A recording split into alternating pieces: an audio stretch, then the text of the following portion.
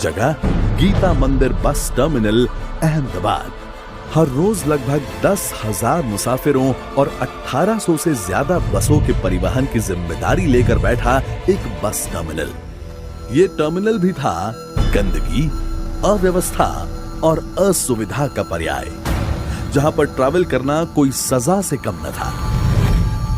इसीलिए गुजरात सरकार ने सोचा कि क्यों ना नागरिकों को करवाया जाए उन सुविधाओं का अनुभव जो ज्यादातर दुनिया के विकसित देशों में जाकर ही हो पाता है।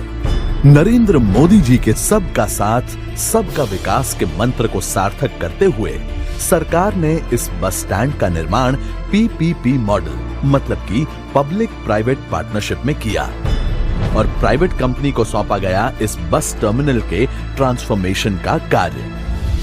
तो इस तरह से शुरू हुआ मिशन एसटी टर्मिनल 1 का transformation. 25 boarding platforms, 6 alighting platforms और 23 आइडल प्लेटफॉर्म से सरल हुई बसों की आवाजाही और खत्म हुआ बस की जानकारी के लिए यहां वहां धक्के खाना। इस बस टर्मिनल को प्रधानमंत्री जी के डिजिटल इंडिया कार्यक्रम के अंतर्गत डिजिटाइज किया गया। अब इंक्वायरी, रिजर्वेशन और टिकटिंग के लिए यहाँ उपलब्ध है अलग अलग 12 काउंटर्स।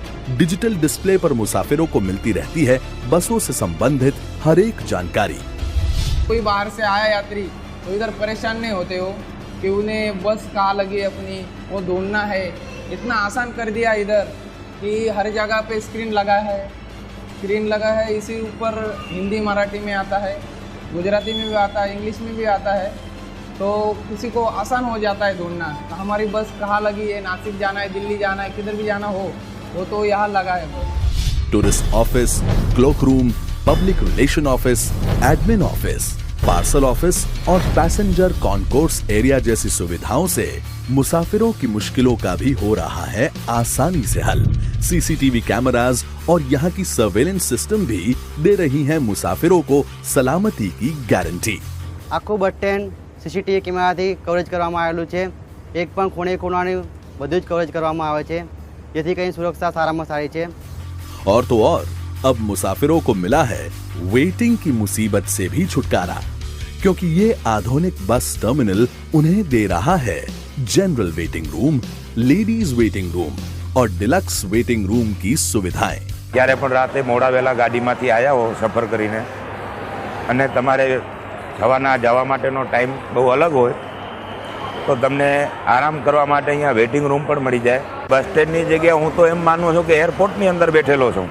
कहीं लगेज ट्रॉली की व्यवस्था दे रही है सामान ढोने से मुक्ति, तो कहीं व्हील चेयर से आसान हुई शारीरिक असक्षम और वृद्धों के सफर की शुरुआत। अब बाहरगांव से आए यात्रियों को देर रात ठहरने के लिए होटल ढूंढने नहीं घूमना पड़ता।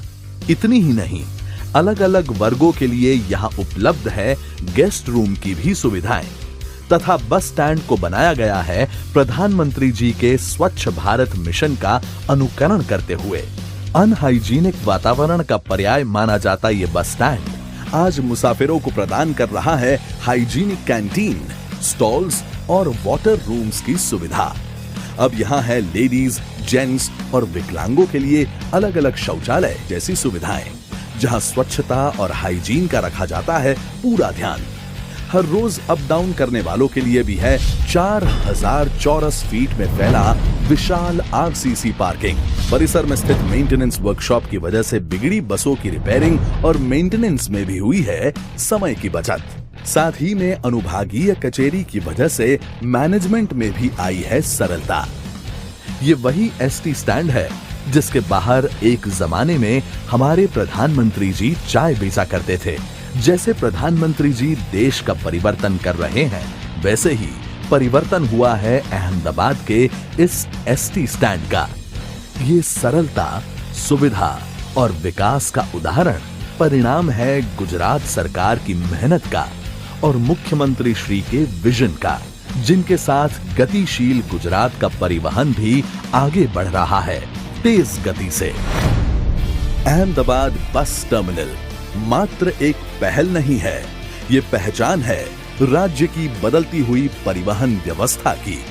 ये पहचान है मुसाफिरों की खुशहाली की, ये पहचान है गतिशील गुजरात की। अहमदाबाद बस टर्मिनल 1, परिवहन के नए रूप की पहचान। और हां, परिवर्तन की ये यात्रा और आगे भी चलने वाली है। अब बारी है गुजरात में मेहसाणा, सूरत जैसे कई और शहरों की, जहां बनेंगे वर्ल्ड क्लास बस स्टैंड्स। और अगर ये बदलाव गुजरात में हो सकता है तो देश में क्यों नहीं? हाँ।